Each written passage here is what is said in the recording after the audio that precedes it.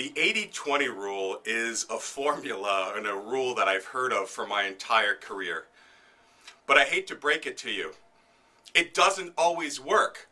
And the thing about the 80-20 rule is, yes, we've heard about it in college, in courses, and trainers. It's a wonderful rule. It works most of the time for most industries. The key is most of the time in most industries. So the million-dollar question for those of you watching this is, does it work for the staffing business and for the recruiting business? And the answer might surprise you, which is why it's one of my big myths. Really, most of the time, the 80-20 rule doesn't apply to our industry. Well, why? Think about it. First of all, the big fallacy in the 80-20 rule, and for those of you who need a refresher, the 80-20 rule says that 80% of your business will come from 20% of your clients. Therefore, the training wisdom and the way you probably operate is to focus on those 20% and don't focus on the rest of the craziness in the world, and really cultivate the relationship with that group, because that's where the business is going to come. So focus 80% of your time in that group. Again, when you come up with the 80-20 rule, what you really need to consider is the type of product or service that you're selling, the length of the sales cycle, the commoditization factor, if you will, and all of the other sort of intangibles about the product. How long does the person buy? How long do they keep it for? So when it comes to recruitment and staffing, the answers certainly vary there, but it's very different from most industries. So in our business, is it true? Now think about it. What the 80-20 rule doesn't do is focus on anything other than the now. So if you were to do it and say, Neil, you're wrong. I just looked at my client list and 80% of my perm placements are coming from 20% of my clients. And hey, 80% of my revenues absolutely come. I look at my sales reports or my sales analysis, and Neil, you're mistaken. But no, you are mistaken, if you excuse my French. Because what the 80-20 rule doesn't do is it doesn't look at the future. You just did it. You looked at right now. It doesn't tell you what your client base will look like 3 months from now, 6 months from now, a year from now, 2 years from now.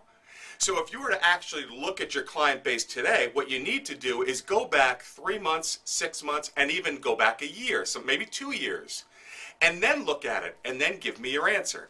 That could be a good indication whether the type of business and desk that you're running will fit into the 80-20 rule. Odds are that it won't. For some contract temp business or some large account type business and bigger ticket item, longer sales cycle stuff, it typically works, but you'll need to prove that to yourself. For permanent placement, no, it almost doesn't work. And sometimes you need to go back 2 years or even 3 years, especially if you've only had a few really big clients that have helped make your desk successful. If you're a retail or a boutique or a smaller volume temp shop, the odds are exactly the same thing, that it's not going to work. So you really need to be concerned about what that client base and what that mix is going to look like in 3 months or 6 months or in a year.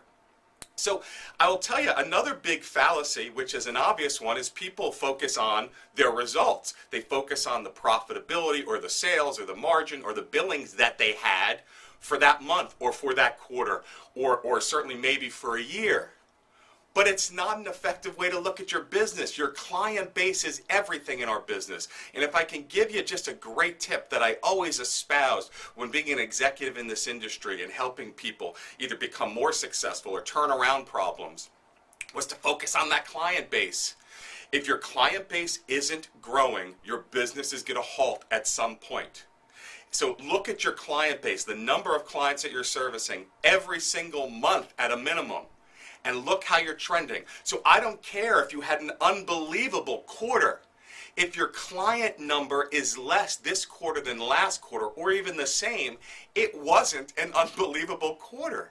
That was the result of something you did 2 quarters ago, or 3 quarters ago, or a year ago, or frankly, maybe when you first got into the business. All right, so the client base is critical. Look at that growth. Critical for the perm business, and for those of you who are, might be operating in recessionary times, and you say, my goodness, my desk has fallen off the face of the earth, and more than other people who are more diversified. Well, that's why. So if you look at other factors that can affect this, you need to look at what we call your account penetration. And you all know what it is, but how much are you really using that every single month at a minimum? That's how many perm orders or perm placements, or how many temps or workers do you have on assignment at any given one client. Is it 2? Is it 1? Is it 1.2? Is it 3? Is it 5? Your number's going to vary based upon your business and your mix and your specialty and your setup. But you need to go back now after this video and look at your history. Go back a year and make this a project so you know how you've been trending and what your averages should be and whether you like that average. So penetration is another thing you need to look at every single month at a minimum. Now, there's not necessarily a right or a wrong answer. Your account penetration might be high. Does that mean that it's good? Well, on the one hand, it is pretty good. It means you're, certainly getting a lot of business from one place, and that's wonderful. And if it was by design and by breaking into different departments, kudos to you. But if it's because you had a client that just happens to have a lot of needs and you're not focusing on others, or because you have a big temp project in there with 20 people, that's not necessarily good, and you should probably ignore that and look at the rest of your averages. You don't want to put all your eggs in one basket, in other words. People that have too high of a penetration always would scare me because I'd be concerned about the ability to grow in the future. Now, if your account penetration is too low and you see it trending downwards, again, if it's planned, that's a good thing. If you're trying to diversify and with that you see your client base increase, okay, it's good. But if it's too low, it could be telling you some things. Why aren't people giving me more business? Why am I only getting one placement at a client? Why do I only have, on average, one temp, or maybe less or slightly more in any one account? Why is that? So again, you have to look at that in relation to your client base overall. So again, other things you can look at, I refer to it as fill factor. I'll get into that in another video, so make sure that you check it out. But again, the 80-20 rule in our industry, it's really a bunch of nonsense. So you need to study your client base, have your strategy, and go and hit it. So as always, sell like the wind and carpe diem, my friends.